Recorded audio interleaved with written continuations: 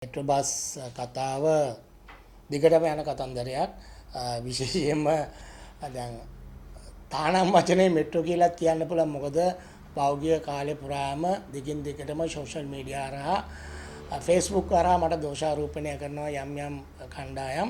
නමුත් මෙතන තියෙන කනගාටුව ලංකාවේ අවුරුදු අපි දැනට මේ පෞද්ගලික බස් රථ සේවාව 1978 ඉඳන් පටන් අරගෙන අවුරුදු දැන් තියෙනවා 50කට ආසන්න සංඛ්‍යාවක් මේ ජනතාව ගියේ අපේ බස් රථවල නෙවෙයිද? තමත් කනගාටුදායක තත්ත්වයක් ඒක. මොකද අපේ බස් රථවල තමයි වසර 50කට ආසන්න කාලයක්ම මේ ජනතාව මේ බස් රථවල ගියේ අපේ බස් රථවල ගියේ. ඒතකොට මේ අය මැරලා ඉපදිලා වගේ තමයි ගොඩක් මිනිස්සු කතා කරන්නේ. ඒ නිසා ඒක බරපතල කනගාටුදායක තත්ත්වයක්. මොකද අපි අඛණ්ඩව වසර 50කට ආසන්න ප්‍රමාණයක් හොඳ ලංකාවට මේ බස් රථ සේවාව ලබා දීලා තියෙනවා. මොකද 1977 වෙනකොට ලංගම තිබුණේ නැහැ. ලංගම බස් රථ දාමනි උනේ නැහැ. මිනිස්සුන්ට රස්තියාදු වුණා. පෞද්ගලික 1977 විවෘත ආර්ථිකයත් එක්ක තමයි පෞද්ගලික බස් රථ මේ රටට ආවේ. දැන් මේ බදාගෙන දඟලන්නේ මේ මෙට්‍රෝ කියන්නේ ඇත්ත වශයෙන්ම ලංගම. මොකවත් නෙමෙයි. මේ ලංගමම තමයි. බොරුවට ජනතාව රවට්ටනවා මෙට්‍රෝ කියලා. මේක ඉස්සෙල්ලත් මේ ජනතා සන්තක බස් කියලා එක සමාගම් විදියට මේ ලංගම පරිවර්තනය කරා. මේක සම්පූර්ණයෙන්ම මහා භාණ්ඩාගාරයේ 60%යි, ඒ වගේම ලංගම 40%යි.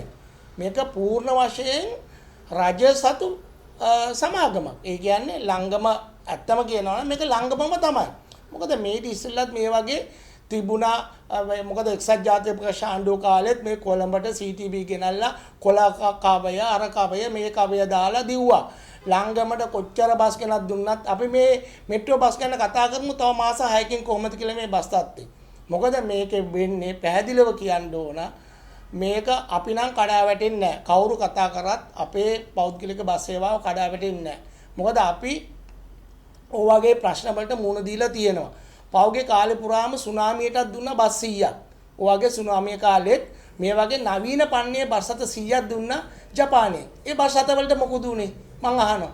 ඒ වගේම දැන් මේ රනිල් වික්‍රමසිංහ මහත්තයාගේ කාලේ බස් 500ක් දුන්නා. දැන් ඒවට මොනවද වෙලා තියෙන්නේ? ඒක ඉන්දියානු සහනාධාර ක්‍රමය යටතේ. බස් 500 නේ බස් 100ක් නෙවෙයි. බස් මොන දේ කරත් ලංගමට නෙමේ බස් දෙන්නේ. ඒතකොට අපි බලමු මාස 6කින් මොකද වෙන්නේ කියලා. විශේෂයෙන්ම කියන්න ඕන මෙහෙමයි. දැන් මේ බස් රථ වල දැනට ලංගම මේක තමයි ඇත්ත සත්‍ය తত্ত্বය දිනකට කෝටි 2ක් පාඩුයි.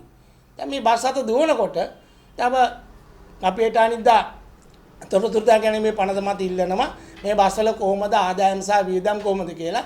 තවත් මේ බස් ටික ඔක්කොම දුවනකොට තව ඉදිරියේදී කෝටි 2 නෙවෙයි කෝටි 4ක් වෙනකොට පාඩු වෙනවා. මේ රටේ ජනතාවගේ සල්ලි අපිට ප්‍රශ්නයක් නැහැ. මුණදේ දාලා මේ ඒගොල්ලෝ දේශපාලන ප්‍රොපගන්ඩා එක කරාට මේක දේශපාලන ප්‍රොපගන්ඩා එකක්. මේක තමයි ගේම් එක. මිනිස්සුන්ව අන්දනවා. හරි මේ ආණ්ඩුවේ රජයේ සල්ලි වලින් රටේ සල්ලි වලින් ජනතාවගේ බදු මුදල් වලින් රටේ මිනිස්සුන්ව අන්දනවා. මේ පාරවල් වල යුරෝපයේ පාරවල් වල ත්‍රිරෝධ තියෙනවද? මෙච්චර මොටරසයිකල් තියෙනවද?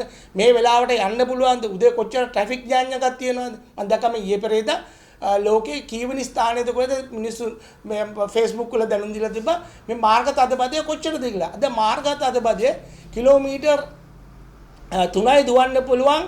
පැයකට කිලෝමීටර් 4කට ඉස්සර 6ක් වගේ දුන්නා. දැන් 4කට වගේ සීමා වෙලා තියෙනවා. ඉතින් මේවා එහෙම මේ කොළඹ තදාසන්න ප්‍රදේශවල බරපතල මාර්ග තදබදයක් තියෙද්දි කලට වේලාවට අපේ බස් රථයක් තමයි ධාවනය කරන්නේ. ඉතින් ඔය බස් රථ කොච්චර අපි කමන්නේ ලංගමට කොච්චර බස් රථ ගෙනාවත් මේ දේශපාලන ගේම මේගොල්ලෝ මේ පෙන්නුවට රටේ ජනතාවට ඇඳුවට අපි මාස 6කින් බලමු මේ මෙට්‍රෝ බස් වලට මොකද වෙන්නේ කියලා. එතකොට අපිට ඔය කියන ජනතාවට බලන්න පුළුවන් මෙට්‍රෝ බස් සංකල්පය. මොකද මේ ලංගමට මේ වගේ බස් රථ කොච්චර දුන්නත් බස් රථ කෝටියක් ලබා දුන්නත් ප්‍රශ්නයක් නැහැ. මොකද ලංගම කියන්නේ කාබාසිනී ස්ථානයක්. ලංගම කියන්නේ මේ රටේ ජනතාවගේ මුදල් විනාශ කරන ස්ථානයක්. පෞගේ කාලෙම සිද්ධ වෙලා තියෙනවා. ටයර් දාගන්න බැරුව බස් රථවල ලංගම ඩිපෝ වල බස් රථ කොච්චර තියෙනවද? මේවා රටේ ජනතාව වන්දනේ. ඒ නිසා කොච්චර කතාවට අපි සැලෙන්නේ නැහැ. අපේ බස් රථ සේවාව අපි හරියට දෙනවා. මොකද